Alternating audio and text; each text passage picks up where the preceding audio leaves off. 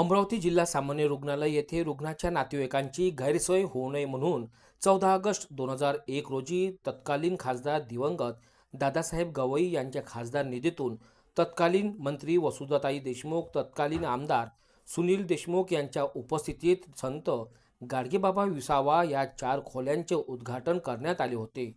या खोल्यांचा उपयोग रुग्णांच्या नातेवाईकांना विश्रांती व झोपेकरिता केला जात होता। अनेक गरजू कुटुंबांना या सुविधेमुळे मोठा दिलासा मिळाला होता। सोबतच जिल्हा स्त्री रुग्णालय आणि पीडीएमसी रुग्णालय येथे देखील विसावाकरिता निधी मंजूर करण्यात आला होता। मात्र कालांतराने जिल्हा सामान्य रुग्णालय येथील विसावाचा वापर रुग्ण नातेवाईक म्हणून नाही तर रुग्णांच्या इतर कामासाठी करण्यात येत असल्याचे समोर आले आहेत।